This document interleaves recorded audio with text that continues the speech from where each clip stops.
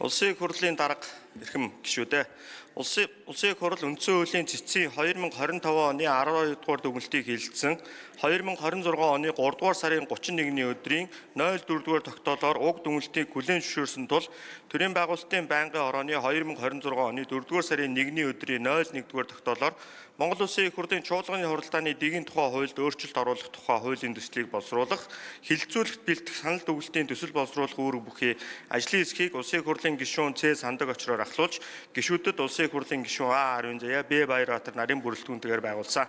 Хуулийн төслийг Монгол Улсын үндсэн хуулийн 43 дугаар зүйлийн 1-р хэсэг заасны дагуу ерөнхий сайдыг огцруулах саналыг Улсын их хурл албан ёсоор тавьсан бол Улсын их хурл уг асуудлыг 3 хоногийн дараа хэлэлцэж 10 хоногийн дотор шийдвэрлэх мөн ерөнхий сайд Монгол Улсын үндсэн хуулийн 44 дугаар зүйл заасны дагуу өөрт нь итгэл хүлээлгэх тогтоолын төслийг оруулсан бол Улсын их хурл уг асуудлыг 3 хоногийн дараа хэлэлцэж эхлэн 10 хоногийн дотор шийдвэрлэхээр тусгаж боловсруулсан талаар Улсын их хурлын гишүүн Б. Баярбаатар танилцууллаа.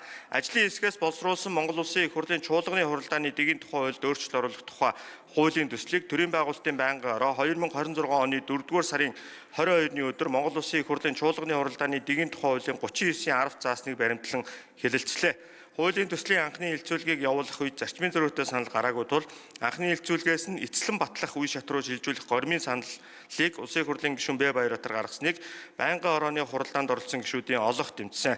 Улсын их хурлын эрхэм гишүүдээ Монгол Улсын их хурлын чуулганы хуралдааны дэгийн тухай хуульд өөрчлөлт оруулах тухай хуулийн төслийн анхны хэлэлцүүлэг явуулсан талаарх төрийн байгуулалтын байнгын орооны санал дүгнэлтийг хилцэн шийдвэрлэж өгөхийг та бүхнээс хүсье.